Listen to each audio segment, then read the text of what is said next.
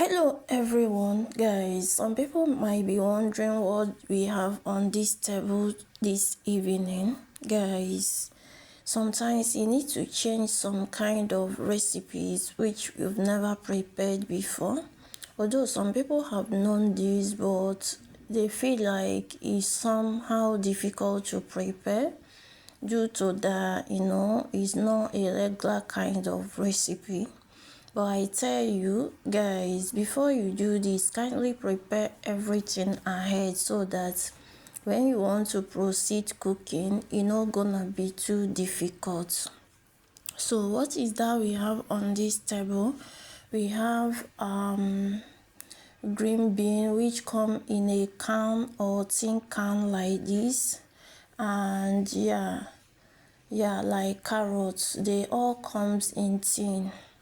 So when you feel like the fresh one is kind of scarce, guys, kindly buy the tin one.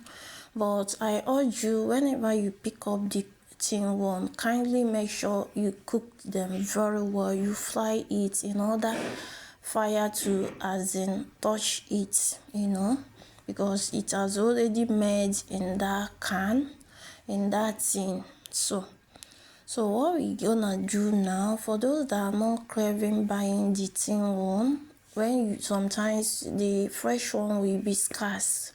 So when I feel like the fresh green bean is scarce, I gonna kindly grab the tin one.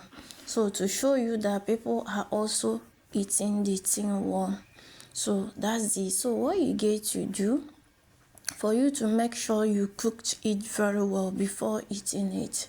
So kindly grab your bell pepper, slice and prepare all your ingredients like bell pepper, scotch bonnet pepper, your seasoning, your spices. But let all the seasoning and spices be minor. Why? Because this does not require much spices.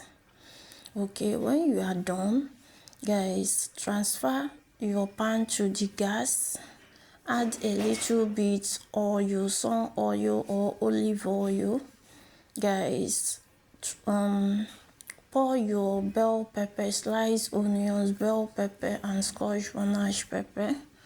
Pour everything there. Another thing you get to include on your green bean, if you want it to taste so very good for you, is your potato. Slice a tiny potatoes and also include it. So watch us do this. So we've added everything, so we're gonna do as if we are frying them, so that you're gonna done a bit before we transfer to the oven, because we're gonna still transfer it to the oven. So when we fried our potato a bit, we then go ahead to add our green bean, our beans and our carrots. Mind you that before I proceed doing this, I've already sieve my green bean because it comes with water at times.